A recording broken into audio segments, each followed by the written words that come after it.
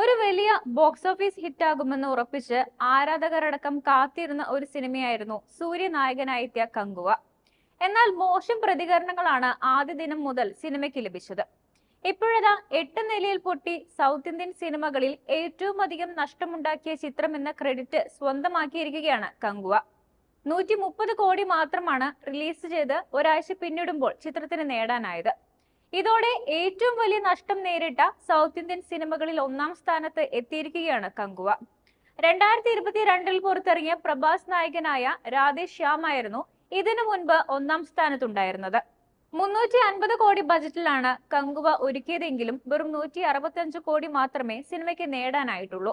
130 കോടിയിലധികം രൂപയുടെ നഷ്ടമാണ് ഇതോടെ നിർമ്മാതാവിനുണ്ടായത്.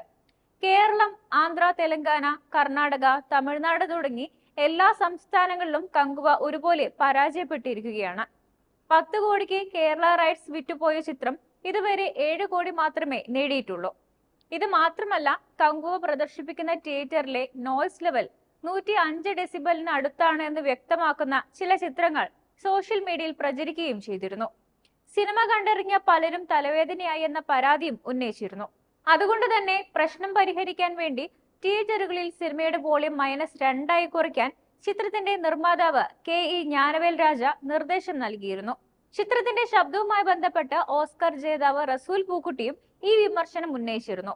നമ്മുടെ ജനപ്രിയ സിനിമകളിലെ ശബ്ദത്തെക്കുറിച്ച് ഇത്തരത്തിലൊരു അവലോകനം കാണുമ്പോൾ നിരാശയുണ്ടെന്നും തലവേദനയോടെ പ്രേക്ഷകർ തിയേറ്റർ വിട്ടാൽ ഒരു സിനിമയ്ക്കും ആവർത്തന മൂല്യമുണ്ടാകില്ലെന്നുമാണ് റസൂൽ പൂക്കുട്ടി പറഞ്ഞത്.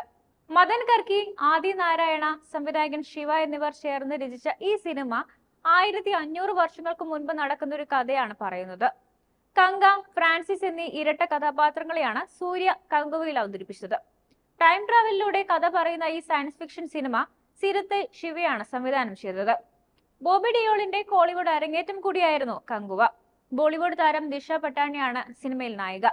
ദിശയുടെയും തമിഴ് അരങ്ങേറ്റ ചിത്രമാണ് കങ്കുവ. യോഗി ബാബു, ഹാരിസ് ഉത്തമൻ, നടരാജൻ സുബ്രഹ്മണ്യം, ആനന്ദ് രാജ്, വസുന്ധര കശ്യപ്, റെഡിൻ കിങ്സ്ലി, കോവൈ സരള എന്നിവരാണ് മറ്റ് പ്രധാന താരങ്ങൾ.